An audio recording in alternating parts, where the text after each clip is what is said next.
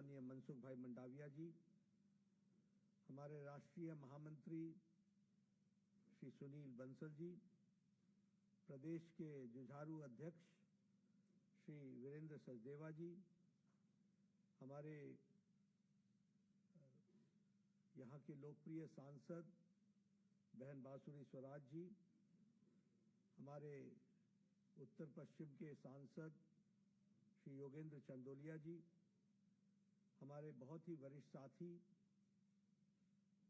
श्री सतीश उपाध्याय जी, प्रदेश के अध्यक्ष बीजेवाईएम के श्री सागर त्यागी जी, यहाँ उपस्थित उत्तर भारत के सभी वॉलंटियर्स जो गंगा प्रवाह में भाग ले रहे हैं और हमारे सभी नौजवान साथी जो उनको प्रोत्साहित करने के लिए यहाँ पर उपस्थित हैं, और मीडिया के मेरे साथी, प्रिंट मीडिया और इलेक्ट्रॉनिक मीडिया के मेरे साथी। आज हम सरदार वल्लभ भाई पटेल जी की 150 जन्म जयंती वर्ष एनिवर्सरी मना रहे हैं, और उसमें एक कार्यक्रमों की श्रृंखला जोड़ी गई है। उसी श्रृंखला में आज का गंगा प्रवाह का जो यात्रा है उसका फ्लैग ऑफ का कार्यक्रम है। जब हम सरदार पटेल की बात करते हैं तो हमें ध्यान में रखना चाहिए कि सही मायने में सरदार पटेल जी को श्रद्धांजलि तभी है जब हम एक भारत, श्रेष्ठ भारत, विकसित भारत, आत्मनिर्भर भारत की ओर ले जाने में अपनी जवानी खपा दें। यही उनके लिए सच्ची श्रद्धांजलि है। सरदार पटेल जी एक शख्सियत के रूप में ही हम नहीं जानते हैं। सरदार पटेल जी को हम सब लोग अपने दिलों में जीते हैं, उनको हम जीते हैं, और इसलिए उनके योगदान को कभी भी न दुनिया न भारतवासी कभी भूल सकता है और भूलने की हिमाकत कर सकता है। उनका योगदान हम सबको मालूम है। बहुत अच्छे शब्दों में मनसुख भाई ने उनके बारे में बताया।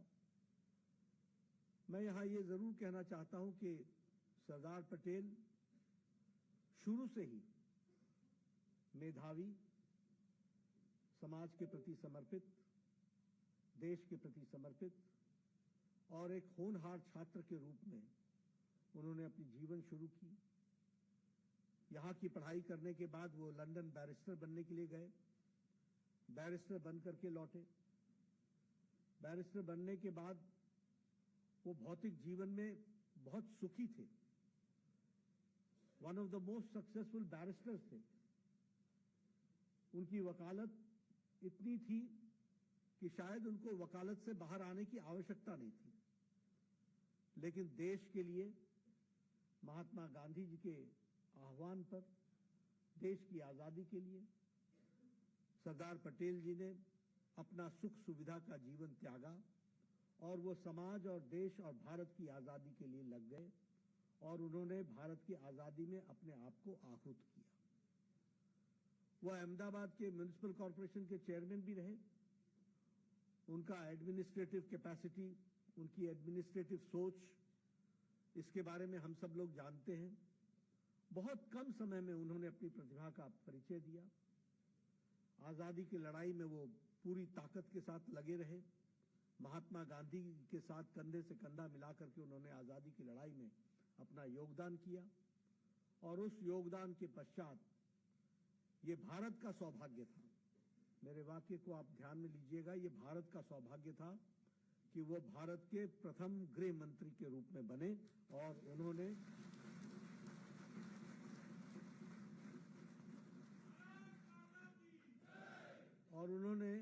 वो काम करके दिखाया जो बेमिसाल है। वो काम कहना बहुत आसान है, कल्पना करना बहुत आसान है, लेकिन यथार्थ पे उतारना बहुत कठिन है।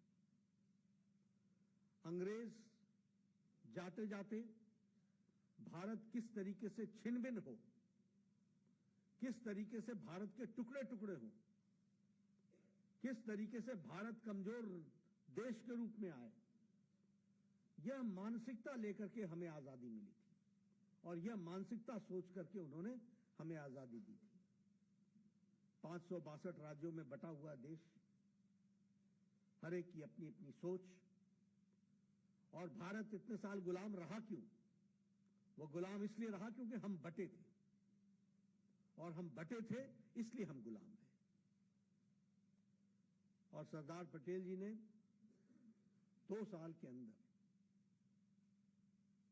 562 राज्यों को एक एक धागे में पिरो करके भारत को आजादी के साथ साथ आजाद भारत में एक भारत श्रेष्ठ भारत बनाने में अपना योगदान दिया।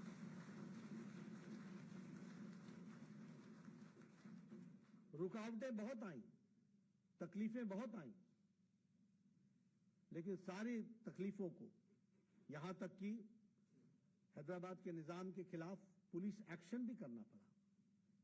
जूनागढ़ के राजा को न मानने पर वहां भी सख्ती करनी पड़ी, लेकिन एक धागे में पिरो करके इस भारत को उन्होंने खड़ा किया। और इसलिए उनको, उनके प्रति सच्ची श्रद्धांजलि यही है कि एक एक युवा उनके प्रति कृतज्ञ रहे। एक एक युवा देश में ये संदेश दे कि किस तरीके से उन्होंने हमको ये एक आजाद राष्ट्र, एक राष्ट्र श्रेष्ठ राष्ट्र दिया है। इसके लिए हम सदा सदा उनके कृतज्ञ। मैं ये भी कहना चाहता हूं कि सरदार पटेल ने, ये जो आज हम इंडियन एडमिनिस्ट्रेटिव सर्विस जानते हैं, ये इंडियन सिविल सर्विस के रूप में जो जानी जाती थी, इसको भारत के परिवेश में बनाने वाले और भारत के इंडियन सिविल सर्विस को इंडियन एडमिनिस्ट्रेटिव सर्विस में बदलने वाले, और एडमिनिस्ट्रेशन में किस तरीके से इतना बड़ा राष्ट्र, इसको किस तरीके से एडमिनिस्ट्रेशन किया जाएगा, इसका प्रशासन चलाया जाएगा, इसकी भी सूत्र के साथ उन्होंने नींव रखी थी। यह भी हमको ध्यान में रखना चाहिए। लेकिन दुर्भाग्य है कि जो उनको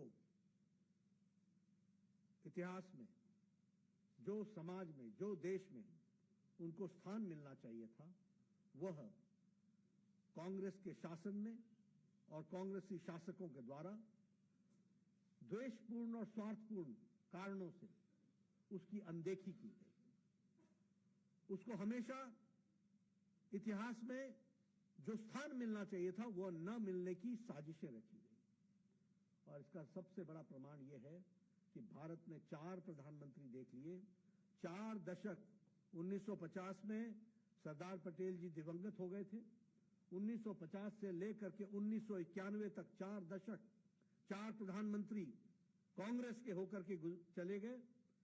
किसी ने भारत रत्न नहीं दिया। भारत रत्न उनको 1991 में मिला। ये भी हमको ध्यान में रखना चाहिए। यानी रिकॉग्निशन में भी कितनी तकलीफ थी उनको। रिकॉग्निशन करने में भी उनको 40 साल लग गए। लेकिन सही मायने में सरदार पटेल जी को सच्ची और श्रद्धांजलि और देश के सामने अगर किसी ने पेश किया तो भारत के यशस्वी प्रधानमंत्री नरेंद्र मोदी जी ने किया। ये हमको, उन्होंने उसको इतिहास में सही परिप्रेक्ष्य में रखा। और इसके लिए गुजरात के मुख्यमंत्री के रूप में उन्होंने ये ठानी, ये तय किया, ये निश्चित किया, ये उनकी इच्छा शक्ति थी। क्योंकि हम जानते हैं कि सरदार पटेल एक किसान नेता थे। बारदोली सत्याग्रह हो, चाहे खेड़ा का आंदोलन हो, वहीं उन आंदोलनों का नेतृत्व तो सरदार पटेल ने किया था। किसानों की आवाज उठाई थी और सरदार नाम भी उनका इन्हीं आंदोलनों के बाद पड़ा था। सरदार पटेल को किसान के साथ जुड़े हुए थे। उसको सही रूप में पेश करने का काम हमारे यशस्वी प्रधानमंत्री मोदी जी ने किया। गुजरात के मुख्यमंत्री रहते सारे देश में सभी गांवों से, सभी किसानों से, किसान जो हल लगाता है, जो खुरपी चलाता है, जो फाड़ू चलाता है, उसके लोहे को, पुराने लोहे को एकत्र करने का काम आदरणीय नरेंद्र मोदी जी के नेतृत्व में सारे देश से, सारे गांव से किया गया, ताकि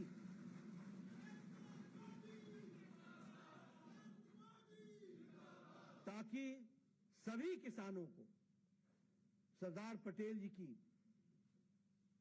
कृत्य, उनका किया हुआ काम, उसका संदेश भी पहुंचाएं और उनके तरफ से श्रद्धांजलि के रूप में उनके घर से, उनके द्वारा कोई लोहा लेकर के आए और साथ में उस गांव की मिट्टी लेकर के आए। ये काम प्रधानमंत्री मोदी जी ने किया और ये सब हम सबको मालूम है, जो मंच पर बैठे हैं सबको याद है। हम सब लोगों ने गांव-गांव से ये लोहा इकट्ठा किया, गांव-गांव की मिट्टी इकट्ठी की और वह मिट्टी हम लोगों ने केवड़िया में पहुंचाई और केवड़िया में, मुझे ठीक याद नहीं है लेकिन शायद 152 मीटर्स, 182 मीटर्स, दुनिया की सबसे ऊंची स्टैच्यू ऑफ यूनिटी ये बना करके प्रधानमंत्री मोदी जी के नेतृत्व में हुआ। ये भी हमको याद है, दुनिया की सबसे ऊंची। और मैं आप सबसे निवेदन करूंगा, आप सब गंगा प्रवाह में जा रहे हैं, आपकी यात्रा कर्मसद पे रुकनी नहीं चाहिए, आपको केवड़िया तक जाना है और वहां पर उनको सही रूप में श्रद्धांजलि देनी है। और ये लोहा सारे देश से इकट्ठा करके जो किया, ये सही रूप में श्रद्धांजलि दी गई। और मैं बधाई देना चाहता हूं मनसुख भाई को, सुनील बंसल जी को, उन्होंने बहुत गहराई के साथ इस कार्यक्रम की रचना की है, इसको कार्य रूप दिया है। 31 अक्टूबर से ये कार्यक्रम शुरू हुआ है, लगभग 1100 से ज्यादा पद यात्राएं हो चुकी हैं और अब 5 प्रवाह, गंगा प्रवाह, यमुना प्रवाह, गोदावरी प्रवाह, नर्मदा प्रवाह, साबरमती प्रवाह, ये सब 5 प्रवाह जो सब देश के सब क्षेत्रों से होकर के आएगी। ये प्रवाह कर्मसद में जो सरदार पटेल की जन्मभूमि है वहां एकत्र होगी और वहां से प्रधानमंत्री मोदी जी का आशीर्वाद लेकर के 10 दिनों की यात्रा, पद यात्रा, ये केवड़िया तक जाएगी। इसमें आप सब जुड़े और इस कार्यक्रम की रचना के लिए और इसको कार्य रूप देने के लिए मैं मनसुख भाई को और सुनील बंसल जी को बहुत बहुत बधाई देता हूं कि उन्होंने इस कार्यक्रम की रचना की। आप सब लोग पूरी ताकत से इस कार्यक्रम में शामिल होंगे, ऐसी मुझे आशा नहीं, विश्वास है। मैं एक निवेदन जरूर करना चाहूंगा कि आप सरदार पटेल के बारे में और पढ़ें और जानकारी हासिल करें और यह संदेश रास्ते में, गांव-गांव, शहर-शहर, हर जगह नौजवानों को प्रेरित करने के लिए, समाज को प्रेरित करने के लिए उनका संदेश पहुंचाएं। एक भारत श्रेष्ठ भारत, मोदी जी का संदेश पहुंचाएं। विकसित भारत, आत्मनिर्भर भारत बनाने की हमको बात। इस संदेश को पहुंचाने के साथ साथ आप यह जरूर बताएं कि हम 2047 में भारत को विकसित भारत बनाने में कोई कमी और कोई कसर नहीं छोड़ेंगे और विकसित भारत बनाने के लिए हम आत्मनिर्भर भारत बनने में कोई कमी या कसर नहीं छोड़ेंगे और आत्मनिर्भर भारत बनाने के लिए हम भारत में बना हुआ, भारत के पसीने से, खून पसीने से और भारत के व्यक्तियों के द्वारा बना हुआ जो सामान है वही हम जीवन में उपयोग करेंगे। इस बात को भी हम लोगों तक पहुंचाएं, इस संदेश को भी पहुंचाएं, ऐसा मेरा ख्याल। मैं एक बात और कहूंगा कि आप सरदार पटेल के वाहक हैं, आप उनके जीवन की बातों को कहने के वाहक हैं, आप मोदी जी के आत्मनिर्भर भारत के वाहक हैं और इसलिए क्योंकि आप उनके वाहक हैं, आपको उसी तरीके से इस यात्रा में भाग लेना है।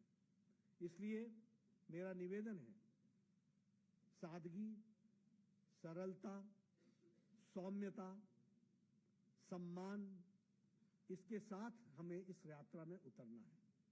अनुशासित भाव से उतरना है, अनुशासन का पालन करना है।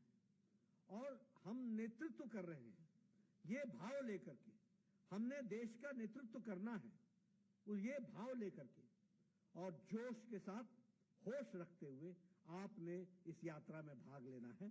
ये मैं आपसे निवेदन करना चाहता हूं। मुझे पूरा विश्वास है कि आप सब लोग इस यात्रा को सफलतापूर्वक करेंगे और यह यात्रा आपके जीवन में भी उन संस्कारों को जागृत रखने में बहुत बड़ा योगदान करेगी जो देश सेवा में आप सबको तल्लीन करते हुए पूरी सेवा के साथ आप अपना जीवन लगाएंगे, इसके लिए प्रेरित करेगी। इन्हीं शब्दों के साथ बहुत बहुत धन्यवाद। धन्यवाद माननीय जगत प्रकाश नड्डा जी। आपके संबोधन से इन सभी युवाओं को